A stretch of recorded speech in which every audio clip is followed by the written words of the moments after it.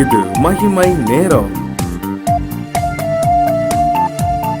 கிறிஸ்துவுக்குள் மிகவும் பிரியமான மகிமை தொலைக்காட்சி நேயர்களை இந்த மகிமை நேரம் நிகழ்ச்சிக்கு வரவேற்பதில் மிக மகிழ்ச்சி அடைகிறேன்.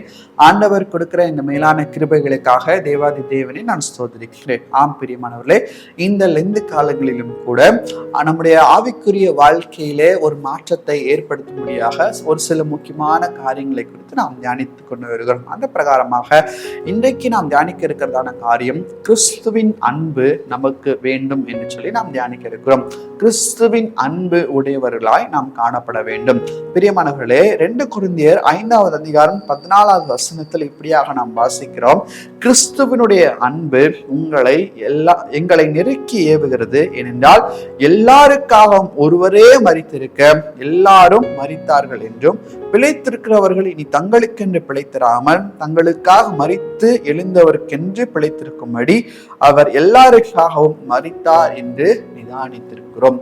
கிறிஸ்துவின் அன்பு எங்களை நெருக்கி ஏவுகிறது என்று சொல்லி இந்த இடத்துல நாம் பார்க்கிறோம். அப்படி என்றால் ஒரு அன்பு நம்மை ஆட்கொள்ள வேண்டும், ஒரு அன்பு நம்மை நெருக்கி ஏவ வேண்டும் என்று சொன்னால் அது எப்படிப்பட்டதான ஒரு அன்பாய் காணப்பட வேண்டும்? அது மேலான ஒரு அன்பாய் இருக்க வேண்டும்.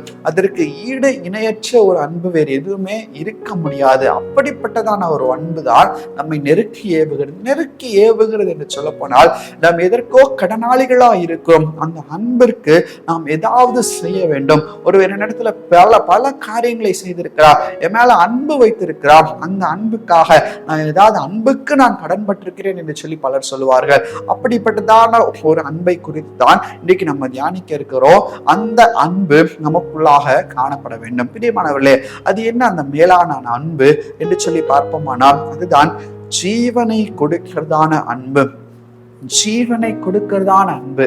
ஒருவன் ஒரு சகோதரனுக்காக இல்ல தன்னுடைய சிநேகிதனுக்காக ஜீவனை கொடுக்கிறதான அன்பிலும் மேலான அன்பு எதுவுமே இல்லை. ஒருவேளை நம்ம இடத்துல இருக்கிற பொருளை நம்ம கொடுக்கலாம், நம்ம இடத்துல இருக்கிற பணத்தை நம்ம கொடுக்கலாம், நம்மோடு கூட அவர்களுக்கு உதவி செய்யலாம், ஒத்தாசை செய்யலாம். ஆனால் இது எல்லாவற்றை காட்டிலும் அதிகமான அன்பு, உண்மையான அன்பு என்னவென்றால் அதுதான் ஜீவனை கொடுக்கிறதான அன்பு. இந்த அன்பு இந்த உலகத்திலே காணப்படுவது மிகவும் அரிது. ஆனால் நம்ம எல்லாருக்காகவும் ஜீவனை கொடுக்கும்படியாக அந்த ஆண்டவராய் இயேசு கிறிஸ்து இந்த உலகத்திலே வந்தார். அப்போ அவர் அப்படியாக அற்பரும் குப்பையுமான நமக்காக, நம்முடைய ரட்சிப்புக்காக, நம்மை மீட்டெடுக்கும்படியாக, யாருனே தெரியாமல் இருக்கிற நம்மை மீட்டெடுக்கும்படியாக தம்முடைய ஜீவனை அவர் கொடுத்திருக்கிறார். இதற்காக கொடுத்திருக்கிறார், அழிந்து போகிறதான இந்த ஜனத்தை மீட்டெடுக்கும்படியாக. ஏதோ கண்மூடித்தனமாக மாய்மாலத்திலே இருந்து கொண்டிருக்கிறதான இந்த ஜனங்களை மீட்டெடுக்கும்படியாக ஆண்டவர் தன்னுடைய சொந்த ஜீவனை கொடுத்திருக்கிறார். அதுதான் மேலான அன்பு. இன்னைக்கு அந்த அன்பின் நிமித்தமாக, அந்த விலையேற பெற்ற அன்பின் நிமித்தமாக விலைக்கிரயமாக நம்மை பெற்றுக் கொண்டிருக்கிறார். ஆனால் நாம் எப்படி இருக்கிறோம்? அவர் நமக்கு அன்பு செலுத்தியிருக்கிறார். அதே அன்பு நம்மிடத்திலே காணப்படுகிறதா? எனவேதான் சொல்லுங்க, கிறிஸ்துவின் அன்பு எங்களை நெருக்கி ஏவுகிறது. அவர் எங்க மேல இவ்வளவு அன்பு வச்சிருக்கிறாரு, இதே அன்பை நான் மற்றவங்களுக்கும் செலுத்தணும், அவருக்கும் நான் செலுத்த வேண்டும்.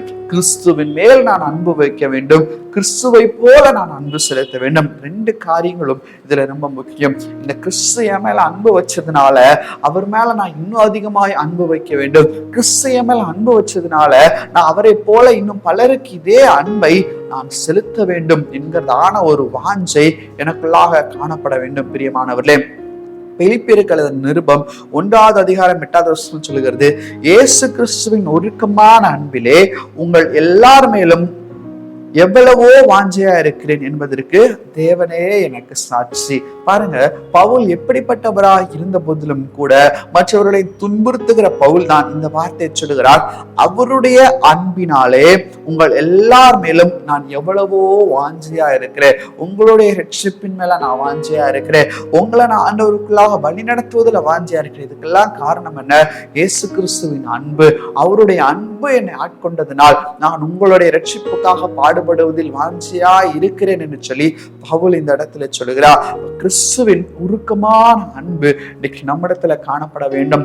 இந்த அன்பு மற்றவர்களுக்கு வெளிப்படுமையான அன்பாக இருக்க வேண்டும். பிரியமானவர்களே, ரோமருக்கு எழுதின நிருபம் 8வது அதிகாரம் 36வது வசனத்திலே நாம் வாசிக்கிறோம், கிறிஸ்துவின் அன்பை விட்டு நம்மை பிரிப்பவன் யார்?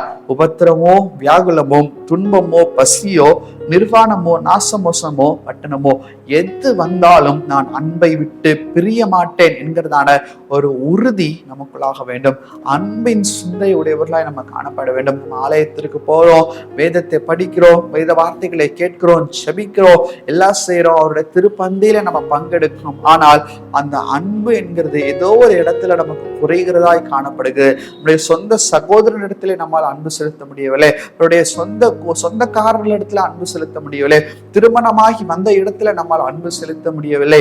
இப்படிப்பட்டதான குறைகள் நம்ம இடத்துல காணப்படுமானால், அதான் சொல்றாரு, என்ன பகையோ, உபத்திரமோ, வியாகுலமோ, துன்பமோ எது வந்தாலும் பரவாயில்ல, நான் அவர்களுக்கு அன்பு செலுத்துவேன். அதுதான் ஆண்டவர் சொல்கிறார், ஒருவன் உன்னை ஒரு கணத்தில் அறைந்தால் அவனுக்கு மறுகணத்தையும் காட்டு. அதுதான் உண்மையான கிறிஸ்தவ அன்பு. இன்னைக்கு இந்த அன்பு தணிந்து போகிறதான காலமா இருக்கிறது. பிரியமானவர்களே, இந்த லெந்து காலங்கள்ல ஆண்டவருடைய அன்பை புரிந்தவர்களா, இயேசப்பா நீங்க என் மேல இவ்வளவு அன்பு வச்சிருக்கிறீங்க, இந்த அன்பை நான் மற்றவர்களுக்கும் காட்டணும், இந்த அன்பை நான் மற்றவர்களுக்கு வெளிப்படுத்த வேண்டும் என்று சொல்லி ஒரு வாஞ்சை நமக்குள்ளாக இருக்க வேண்டும். அதை தான் நாம் பார்க்கிறோம். கிறிஸ்துவின் அன்பை விட்டு ஒருபோதும் ஒருவனும் நம்மை பிரிக்கவே முடியாது. இன்னுமாக ஆண்டவர் மேல இந்த அன்பை நாம எப்படி வெளிக்காட்டுவது என்று சொன்னால், அதற்கு ஒரு வசனம் இருக்கிறது. யோவான் 15வது அதிகாரம் 10வது வசனம் சொல்லுகிறது. யோவான் 15வது அதிகாரம் 10வது வசனமும் 12வது வசனமும், நான் என் பிதாவின் கற்பனைகளை கை கொண்டு அவருடைய அன்பில் நிலைத்திருக்கிறது போல நீங்களும் என்னுடைய கற்பனைகளை கை கொண்டிருந்தால் என்னுடைய அன்பிலே நிலைத்திருப்பீர்கள். ஆண்டவர் சொல்லுகிறார், நான் கற்பனைகளை கை கொள்கிறேன், அதனால ஆண்டவருடைய அன்பில நிலைத்திருக்கிறேன். அப்போ இன்னைக்கு ஆண்டவர் மேல நம்ம அதிகமாய் அன்பு வைக்க வேண்டுமானால் அவருடைய கற்பனைகளை கை கொள்ளுகிறவர்களாய் கூட நம்ம காணப்பட வேண்டும். எனவே இந்த அன்பின் சிந்தை நமக்குள்ளாக இருக்க வேண்டும். கிறிஸ்துவின் அன்பு நமக்குள்ளாக இருந்து செயல்பட வேண்டும். இன்னைக்கு எந்தெந்த இடத்துல யார் யார் இடத்துல ஒப்புரவாகாம அன்பு செலுத்தாம நம்ம காணப்படுகிறோமோ அவர்களிடத்தில் நம்ம ஒப்புரவாவோம், அன்பு செலுத்துவோம். ஆண்டவருடைய அன்பு அவர் நம்ம அப்படி நினைச்சிருந்தார்னா இன்னைக்கு நம்ம எங்கேயோ போயிருப்போம். ஆனால் அவர் நம்ம அப்படி நினைக்கவில்லை. எனவே நாமும் கூட மற்றவர்களிடத்துல அன்பு செலுத்துவர்களாய் காணப்படுவோம். அப்படிப்பட்டதான கிருபைகளை தேவன் நமக்கு தந்து வழி நடத்துவாராக. கண்களை மூடி ஜெபிப்போம். எங்களை நேசிக்கிறதான நல்ல பிதாவே, உம்மை நோக்கி பார்க்க கர்த்தர் நீ செய்த கிருபைகளுக்காக உமக்கு நன்றி அப்பா. உம்முடைய அன்பை குறித்து நாங்கள் தியானித்திருக்கிறோம். உம்முடைய அன்பு ஆண்டவரே எங்களை நெருக்கி ஏவுகிறது நாங்கள் உணர்ந்து உங்க மேல அதே அன்பை நாங்கள் வைக்கணும். இந்த அன்பை மற்றவர்களுக்கும் நாங்கள் காட்டணும் இயேசப்பா.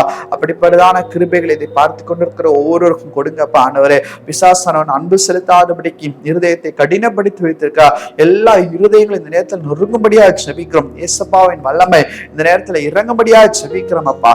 பரலோகத்தின் தேவன் நீர் அப்படி செய்கிறதற்காக கோடி ஸ்தோத்திரங்களை ஏறெடுக்கிறோம். நீர் பெறாம இயேசு மூலம் ஜெபிக்கிறோம், ஜெபங்களும் நல்ல பிதாவே. ஆமென், ஆமென்.